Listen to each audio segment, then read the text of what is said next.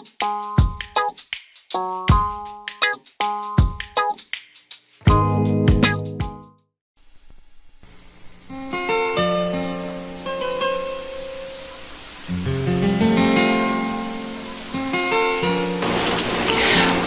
naririnig ang kasabihang, the family that prays together, stays together.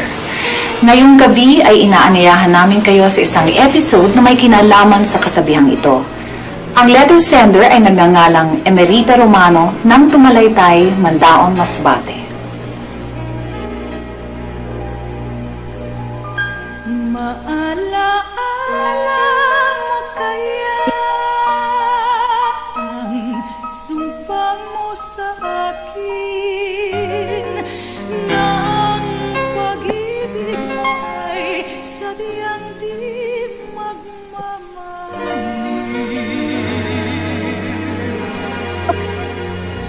Kung nais mong matanto, buksan ang aking puso at tanging larawan mo ang do'y nakatago. Dear Charo, sa buhay namin noon ay wala na akong masabi pa. Pinakamalaki sa aming baryo ang lupang sinasaka ng tatay ko. Kaya naman, nakapagpatayo siya ng konkretong bahay. Kontento ako sa pagpapalaki ng aking mga magulang sa aming tatlong magkakapatid. Marami nga sa aming mga kapitbahay at kamag-anak ang humahanga sa aming pamumuhay. Iba talaga ang pakiramdam kapag maligaya ka sa isang pamilya. Laging secure ang pakiramdam dahil buong-buo ang pagkatao mo.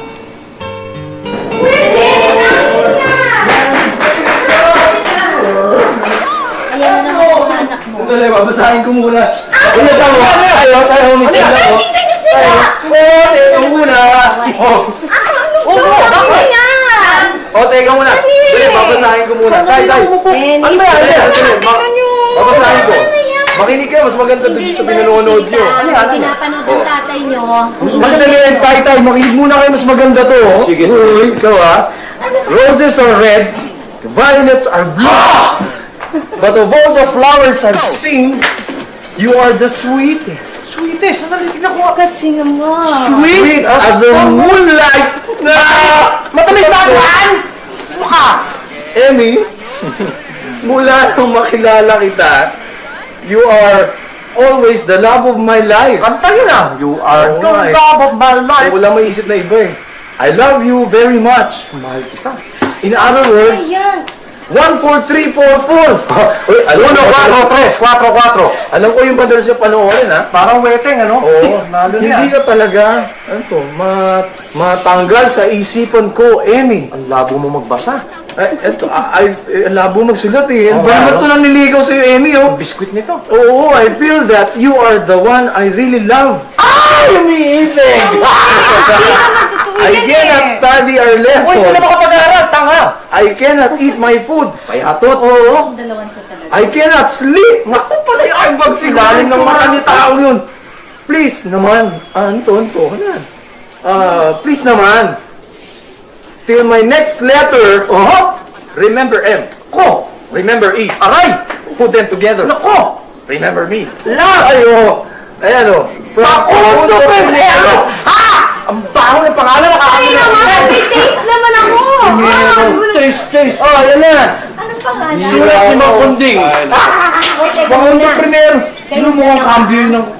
Personal na buhay yan ng kapatid ninyo eh. Hindi nyo dapat kinakialaman yung sulat. Dalaga na kapatid nyo. Oo nga. Abay, parang kailan lang kinakarga-karga ko pa. Abay, akalain mong mapupunta lang sa... Sino yan? Pakunto. Kumusta ang pag-aaral, mga anak? Mabuti naman ho, Itay. Kaya lang, mga second honor lang ako itong taon na ito. Next year, habol na lang ako sa first honor. Ba'y magaling yun, anak? Maligaya na ako, basta aakyat kami ng nanay mo sa entablado. Nay, may sorpresa ako sa inyo. Ano yun? Tapos ang deliberation sa school.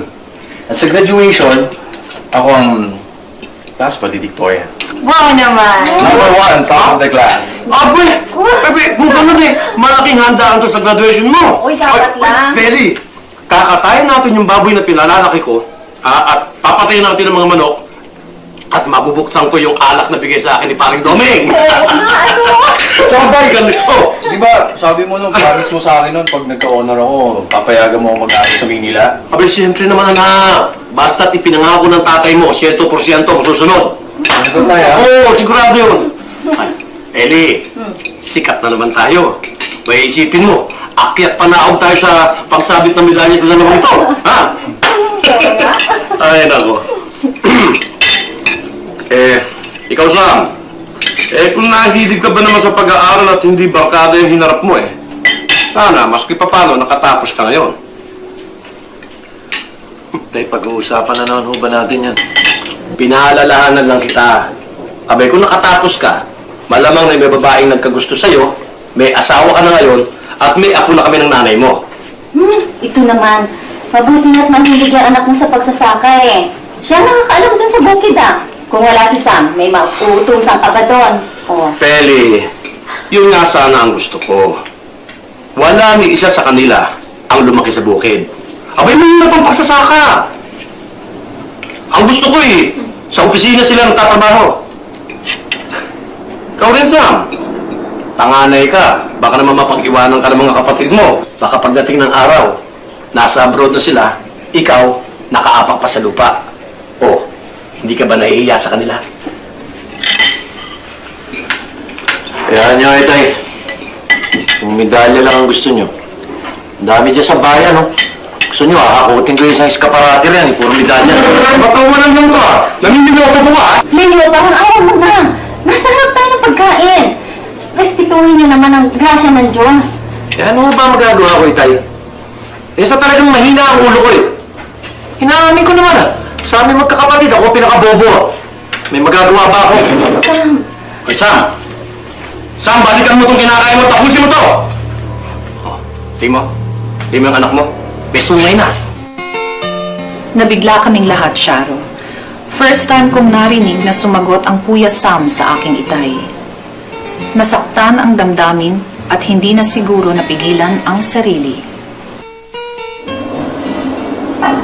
Tay. Tay.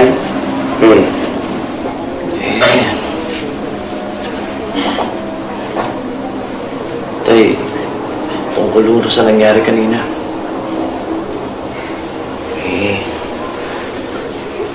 Gusto ko sanang humingi ng kapatawaran sa inyo Tay, bigla lang naman ako kanina talaga Saktan lang ang kalooban ko. Hindi na ako mauulit yun. Hindi ko na ako kayo ulit sasagutin ng pabalang.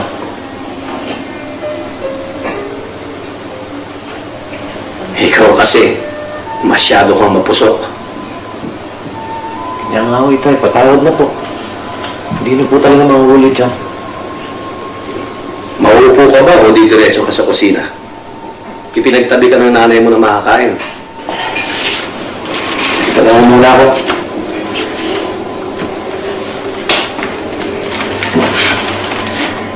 Alam mo naman kung gaano ko kayo kamahal. Binata ko, anak, mga tao lang tayo. At hindi ako perpekto. Ngayon, nasabi ko lang yung kanina dahil alam ko ang hirap ng pagsasaka. Pero, kung yan ang hilig mo, sige, pagbibigyan kita. Siguro nga pag wala na ako, ikaw ang mamamahala sa bukid natin. At yung mga kapatid mo, mga manager na sa bangko o ng malalaking kumpanya. Ha? Siguro nga. Ay, no. Oh, Kuya Sam. Ano, kumusta? Okay na kayo? Oo. ito kasing kuya namin Dami-daming arte. Mga anak, tandaan niyo ito. Hindi ko kayo pangangaralan kung hindi ko alam na makakatulong ito sa pag-unlad ng inyong buhay. Nako, mukha yata nagkakaigihan na yung mag-ama ko, ha? O, Sam, ha? Ayoko na maulit yun. Hindi na po, Inay. At, teka muna. Tulaan niyo. Ano na naman yan? Meron na namang naligaw sa notebook ko. Bakit naman kasi napakabura ng may-ari eh? Oh! Wala niyo kung kanino to. Akin na yan! Kanino pa ba? O, kaya na naman, kuya naman eh. Amin na yan. Kung mabili ka, ikis mo nga muna. Kiss. Sige na nga. Yan! Akin Hindi kahit pa paano may pakinabang ako sa'yo. Sige. Niligaw to napakatsaga. Pwede ba ako munang babasa, ha? Diyan ka lang. Nakakasuya naman, hindi naman to sulat ko eh. Kanino? May pakis-kis pa tuloy. Ay, sarap. Galing ito kay Minerva, para naman ito kay Kuya Dennis eh. Hindi yun, Toy. Paano ko sasagutin yun? Ang dami nakapila dyan. May mga crush pa sa akin eh. Hambog ka rin, ano? Kaya nako, basahin ko ha. This is interesting. Makinig kayo. Makakaganda yung babae mo. Dennis, paano natin uunahin ang sariling kaligayahan? Samantalang duguan ng ating inang bayan. Revolusyon! Walang makain, walang matirahan, walang sakit sa katawan. Napaka-OA naman itong babaeng ito. Yung damit, ha? Alam mo, okay rin siya. Parang naging, student council president. Akala mo na kung sinong pa-intelihente. Hindi, alam niyo po, talaga namang intelihente si Minerva eh.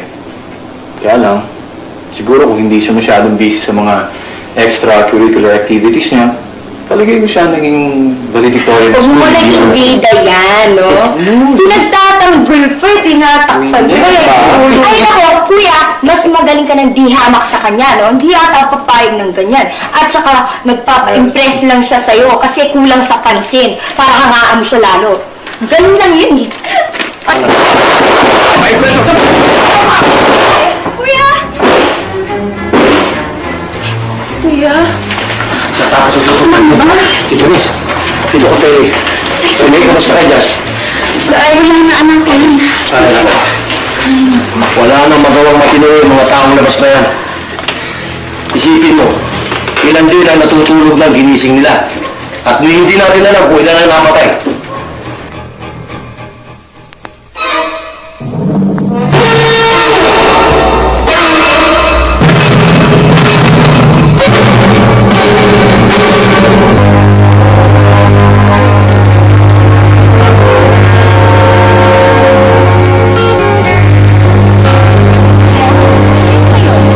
Bakit may mga dalang pa rin? Di ba tagalabas yan yung mga taga-bundok? Yung isa doon, classmate ko nung high school, si Benny. Siguro kung hindi siya namundok, siya naging valedictorian namin, hindi ako. Di ba sabi ni Itay, huwag ka makikipag-usap sa kanila? Eh, okay lang yan, mababait yung mga yan. Hindi naman ang gugulo eh. Huwag mo talala. Dennis! Dennis! Gumising ka nga at pumahaw ka yan. Pumahaw ka. Ano itong ibinabalita sa akin ni paring Andoy na nakikita ka daw sa may tumana na may kausap na mga armadong lalaki? Ha? Hindi ba't kabilin-bilin ako sa inyo magkakapatid na huwag kayo makikipagkaibigan sa mga tulisan na yon? Ha? Alam mo ba kung ano idudulot nun sa'yo?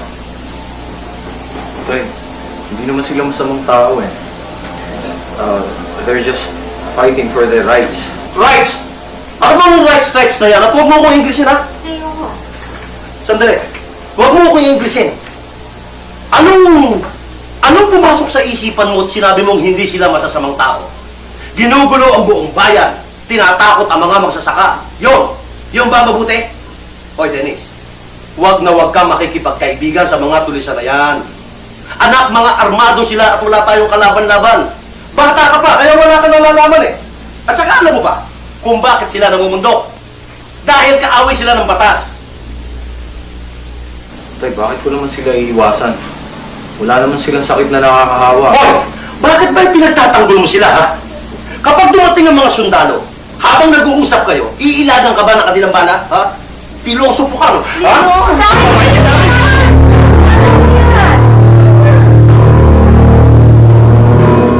Ang itinuturo ko ang sundin ninyo. Kapag tinanong kayo, sagutin nyo, pagkatapos ay lisanin nyo na. Huwag na huwag kayo makikipagkaibigan. Dennis, tandaan mo ito. Buhat ngayon, iskwelahan ka, pagkatapos ay diretso sa bahay. Sandali!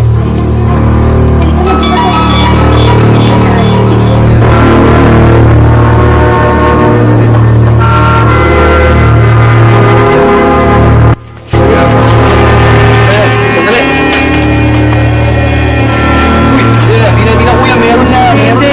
Meron na. Para sa'yo talaga yan. Bahala ka. Kung gusto mo, manood ka na sine, bumili ka ng babasahing magazine, kahit saan, gastahin mo yan. Ang importante, malibang ka. At nang hindi lumilipad yung utak mo sa mga kaibigan mo sa bundok. Kuya, wala namang masama doon sa pinaglalaban nila eh. Eh bakit pa ako pinag-aaral ni tatay ko ipagbabawal niya sa akin ng tamang paniniwala ko? Alin ang tama? Ang maging magkapantay yung mga tamad at masisipag? Abay, di wala nang nagsikap sa buhay. Kuya, hindi ba napapansin yung mga mahihirap? Kahit anong tiyaga ang gawin nila, kahit anong trabaho ang gawin nila sa buhay, hindi sila umaasenso. Hindi sila makaahon. Dahil tinatapakan sila ng mayaman at mga makapangyarihan. Dennis, hindi mo problema yun eh. Ang asikasuhin mo yung buhay mo. Hindi mo pwedeng kargahin ang buong mundo. Kuya, magkaiba tayo ng paniniwala. Kung hindi ko rin lang kayang tulungan ng kapwa ko, mabuti pa maging bato ako, di kaya pader. Tao rin ako eh. Kapag nasasaktan ng kapwa ko, nasasaktan din ako.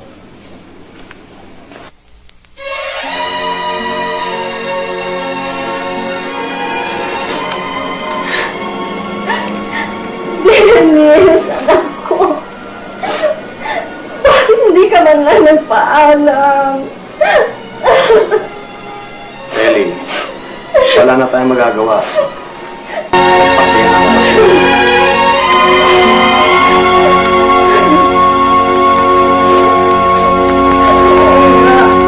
Pero, hindi naman buo na ang ating plano para sa kanya. Nag-graduate na siya. Nagdadalagin siya sa Manila. Natapos na siya sa pag-aaral niya. Bakit bigla na lang siya ngayong mamulunto? Ano ang nangyari sa kanya doon?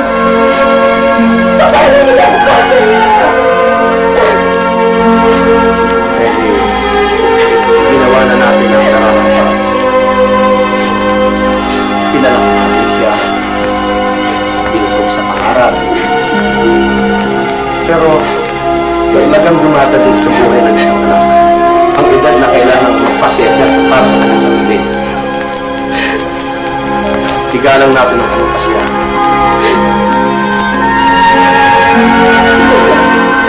Ano nangyayari sa kanyang career? Bakit pumapano siya, Lelo? Walang nakakalam. Marahil mas mabuting ipagdasal natin siya para hindi siya mapahamak.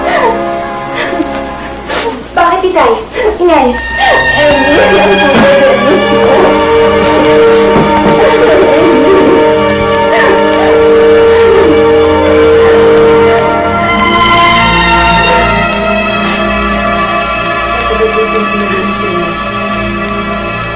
Hindi na ako nakapagpaalam.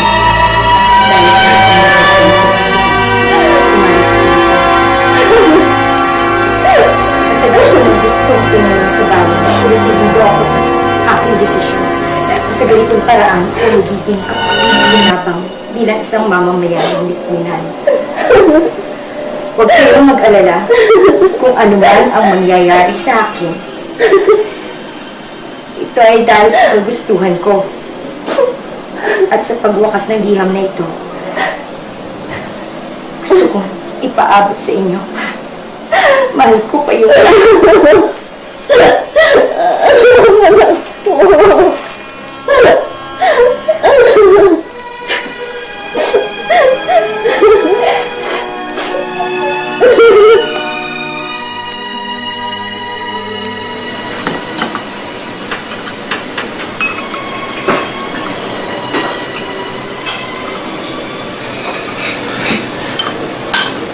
tay, kung may magagawa lang ako, tay. Kahit na, ano man yun, kung may magagawa lang ako, paraan para mapunan yung nangyari. Gagawin ko, tay, sa abot ng makakaya ko, eh. Sabihin niyo lang. Ikaw nga sana ang gusto kong tanungin, anak eh. Anong mali? May nagawa ba ako sa...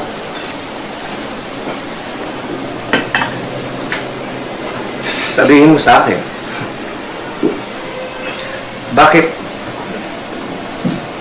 Bakit mas binigyang halaga ni Dennis ang mga taong yun?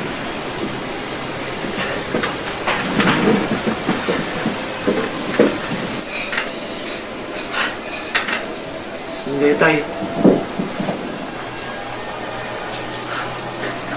Wala kayong kasalanan, eh.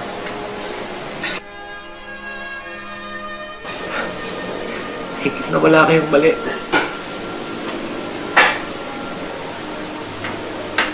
Si Dennis ang nagkamali, eh. Yan nagawa yun. Nagawa yun. Bakit siya pa na pinakaingat-ingatan ninyo? Paano binabantayan ninyo? Matupad ang pangarap ninyo?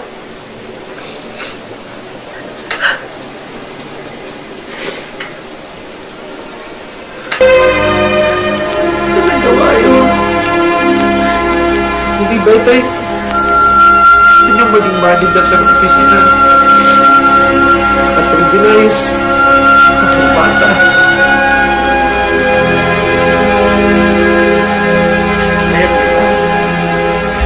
Sinayang niya lahat.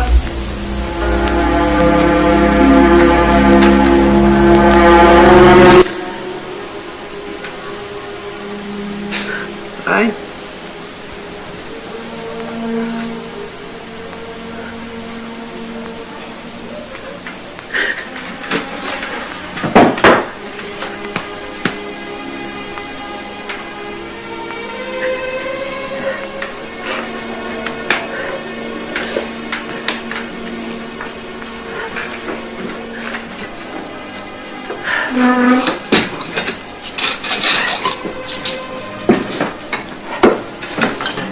Ano ito?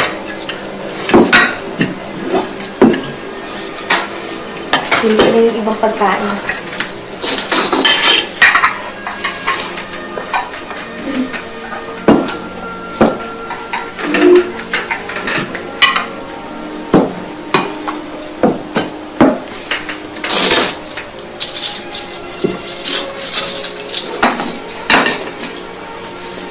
Ano na ito?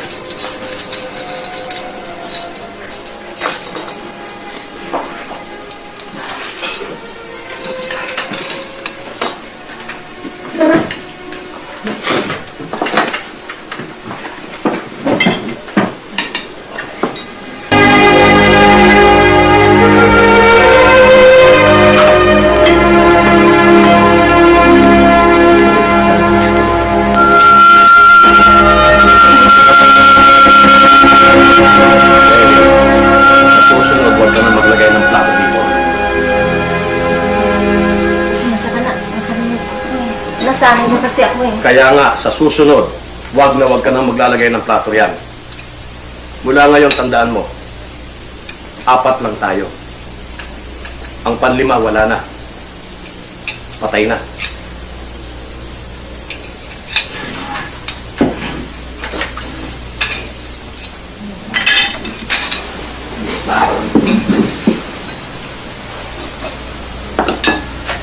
Itay? Itay? Itay! Bakit kayo? Itay? Itay, bakit to? Leo? Jenny, dahil ako ang susi ng jeep. Leo, bakit? Huwag natin sa ospital. Itay! Emmy!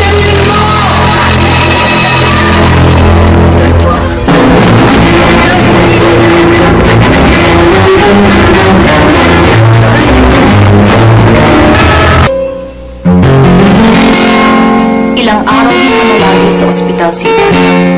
Kahit tanging makina na lamang ang bumibigay sa kanya. Umaasa kaming mailigtas siya sa kanyang sakit.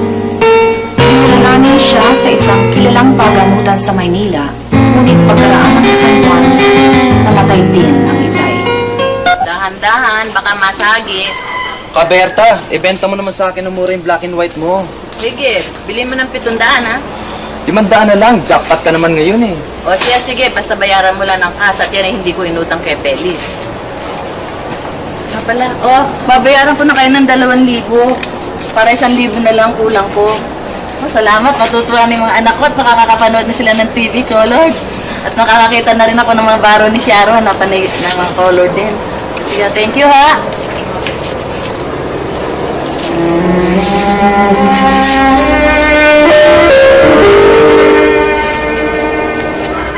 Inay, ano ba susunod na ibebenta natin? Itong bahay at lupa? Bakit ko naman gagawin yon? Saan tayo titira? Yun na nga eh. Kanya nga ako tinatanong eh. Ay baka sa susunod na uwi ko rito, eh iba na nakatira. Ba't hindi kaya linisin ko na yung kuweba sa likod ng simbahan? Sam, huwag kang nakakatuya, ha? Ginagawa ko lang ang dapat gawin. Ang dapat gawin. Katulad ng pagkakabenta ninyo ng lupa sinasaka ko. Pag naubuso yung biyayad sa inyo, ano aanihin ko? Saan tayo kukuha na kakainin natin? Gagawa ko ng paraan. Sam, ang tagal sa ospital ng Itay mo bago siya namatay, ah. Ang laki na ng inutang natin at nakakahiyang hindi mabayaran. Sinabi ko naman sa inyo, inay, ako bahala eh. Ayun nga eh.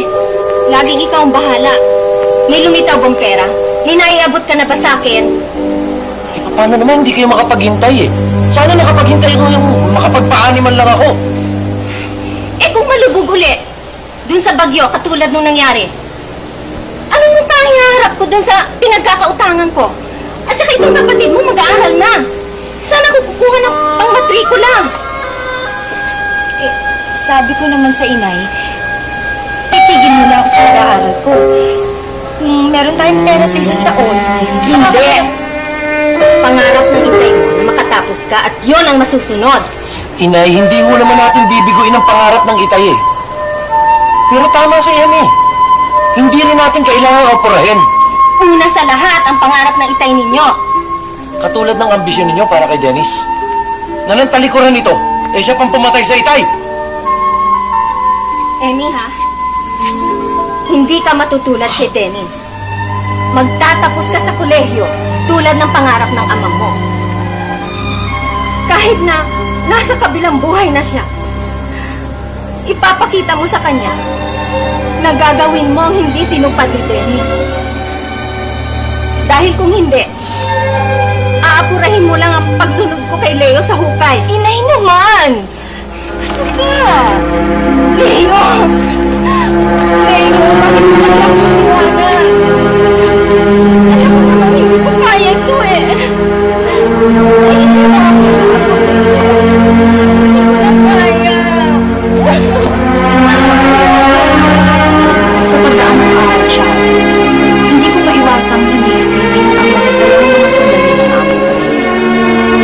At sa tuwing makakakita ako ng mundo, naninikip ang dibdib ko na parang ang bundok ay isang dambuhalang nagwasak ng aming kinabukasan. At kapag natatakpan ng mundo ang araw, lagi kong hinahambing ang liwanag ng bukang liwayway na hinarang sa amin.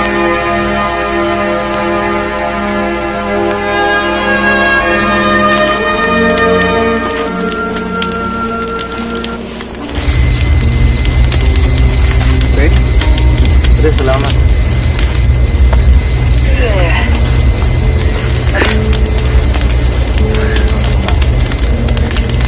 Yan ang tinitignan mo ah. Alam mo kung nagsasalita lang yung larawan na yan, sasabihin nila sa'yo, nasawa na rin sila sa kakatin mo. Naaalala ko sa sila. Lalo na pag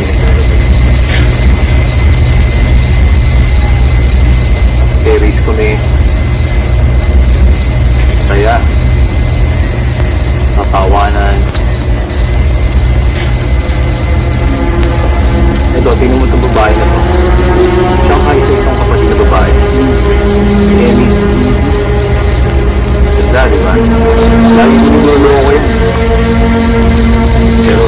galing sa akin. Kung hindi, lumuwag pa nga sa kwarto to eh.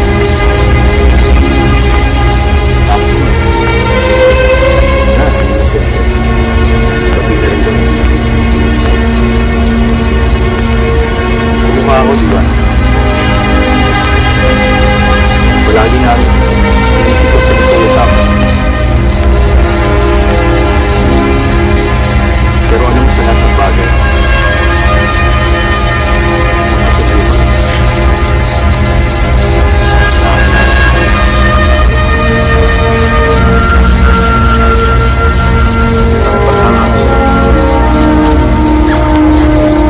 nararamdaman ko matibay ang paniniwala mo sa atin.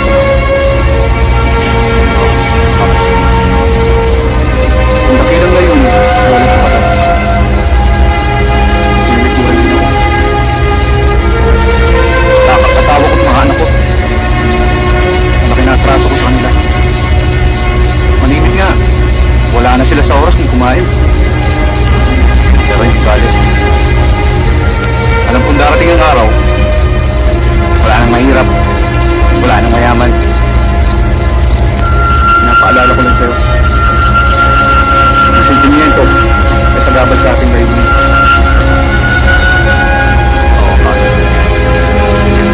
Nakatatak din sa utak ko ang kapalaran na dati hikain ng kilusang ito. Bayan muna bago ang pamilya. Diyan mo ako pinapangalan.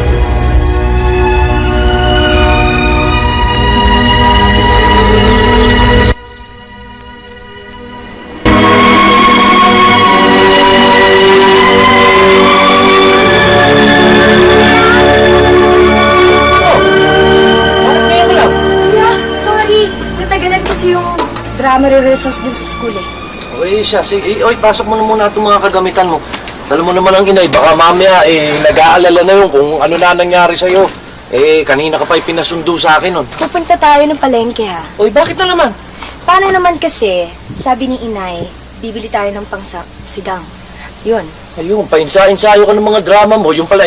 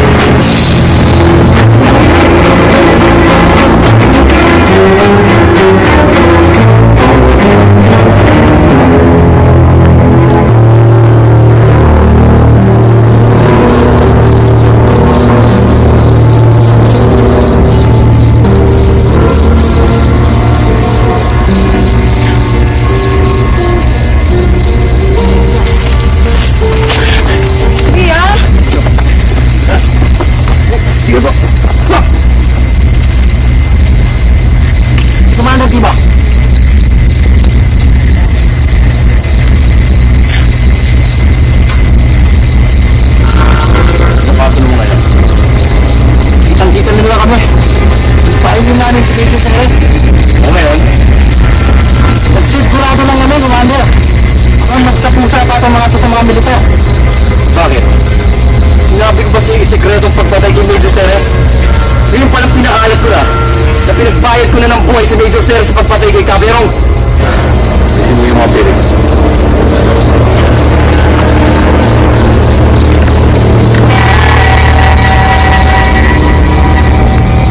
Kainting. Manuel, pahinga na kayo. Uusap tayo mamaya. Kayo, iwan niyo na rin kami. Kakausapin ko lang ang dalawang bilang.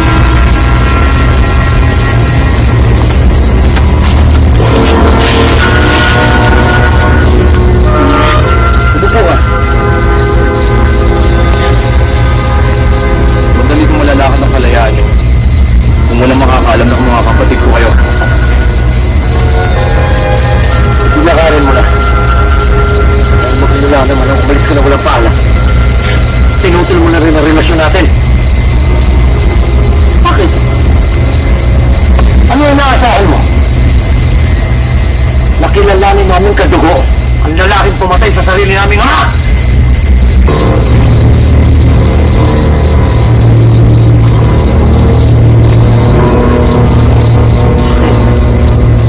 Ha? Ano inaasahan mo, Marinig?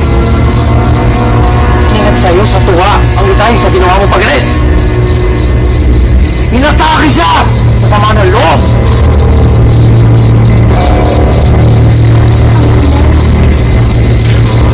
Nalubog sa utang. Ipili na nga niya yung bukid na sinasakan ni Kuya Sam. Yung mga kasangkapan natin sa bahay. Ipinenta na rin. Bahay natin. Parang walang naman.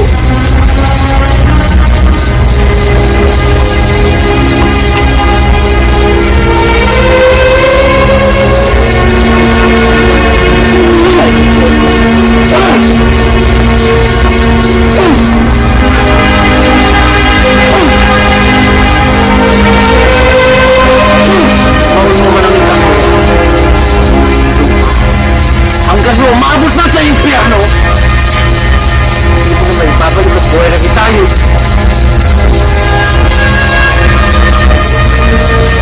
At kahit buha ka ng dugo at ng tato, hindi mo naman ibabalik ang buhay natin. At lahat ang binuho na natin magulang.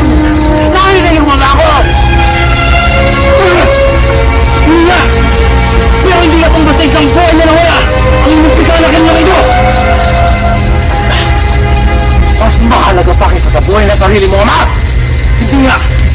Pero kung iisipin mo maliliit, ang magsasaka, ang manggagawa ng buong bansa! Gusto mo karagayin sa balikan ang problema ng lahat ng tao! Paano may matutuloy ng baluktot? Sino gigilos? Paano magiging anak? Paano magiging anak ng mga anak natin? Kaya ginugulo mo buong bansa! Kanya ba tinatakot niyo ang mga mamamayan? Hindi mo naiintindihan ang pinaglalaban namin! Hindi mo naiintindihan, hindi mo nakikita kung paano pamalaan ng pamahalaan ng baluktot ng sistema! Kuya! Huwag mo akong tatawagin, kuya. Kahit kailan! Huwag mo kumakatawag na kuya. Alam mo, mas mabuti pa ako nagkapalit tayo. Ako na sanang nag-Israel! Ako na sanang umalis! Maaaring hindi pa dinamdam ng mga magulang natin. Ikaw dapat ang naroon. Nakita ko ang lahat. Malapit akong paghihirap ng itay sa ospital. Hindi sa bibig, wala sa sinabi. Pero ramdam ko. Ikaw pinahanap na. Nagkakasa ka sila. Kung tayo bigay mo lamang kahit kalahati. Magmamalasakit na binibigay mo sa maliliit. Magsasaka sa mga manggagawa. Napakataas na pangarap nila para sa'yo. Siguro, lumapang-pangit tayo para mabuhay siya.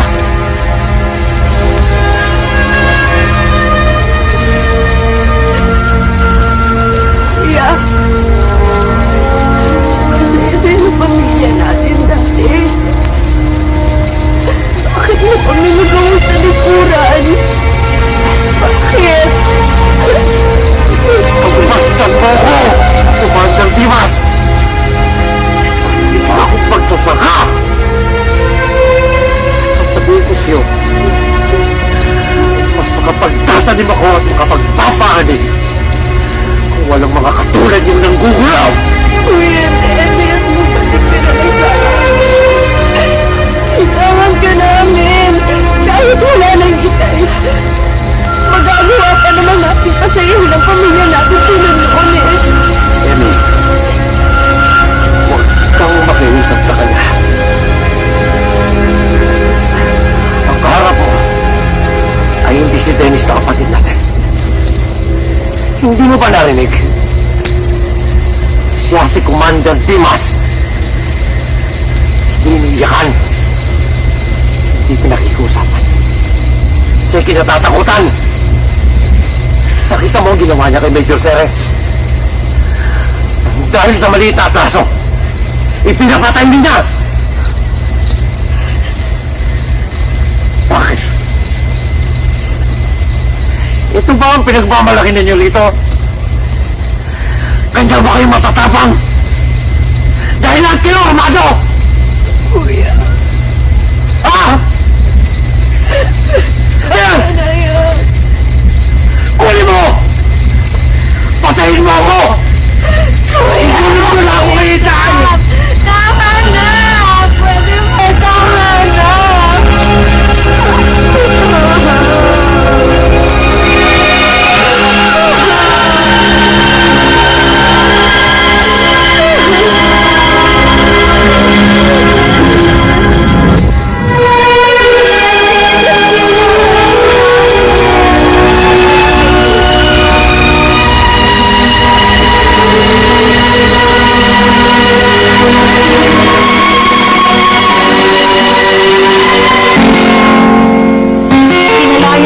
Matiwasay na Kuya Dennis Charo. Pinahalik ko kami sa kanyang mga kasamahan. Naghiwalay sila ni Kuya Sam nang hindi nagkikibuan. At sa nagdaan pang mga araw, buwan at taon, nagpatuloy ang pangungulila sa aming mga puso. Lihim pa rin umaasa na isang araw ay babalik si Kuya Dennis. Naroon siya, hindi ba? Tagal-tagal ko na hindi nakikita ang aking anak. Na hindi ko alam kung may kinakain siya sa araw-araw. At kung nagkakasakit siya, hindi ko man lang siya maalagaan. Ano bang sabi niya sa'yo? Hindi ba siya dadalaw man lang? Inay, wala siyang sinabi sa amin. Basta, ang sinabi niya, palipat-lipat daw sila ng tirahan.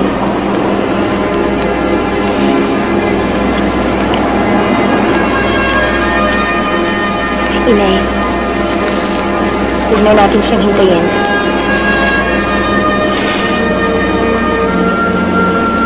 Maligaya na siya dun sa kinilalagyan niya. Kontento siya dun sa kanyang pinaglalaban.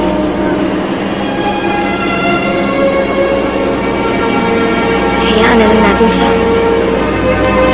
Mas mabuti pa, magpahinga na lang tayong dalawa. Ha? Napakadaling isipin kung anong dapat gawin ng isang tao kapag nahaharap siya sa isang sitwasyon. Pero ibang sinisigaw ng damdamin.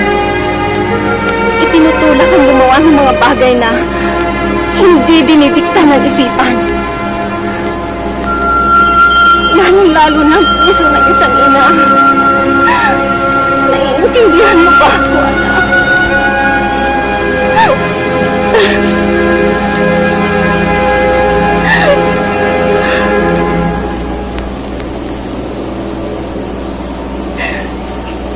Inay, tingnan niyo kung sino dumadating, oh. Inay.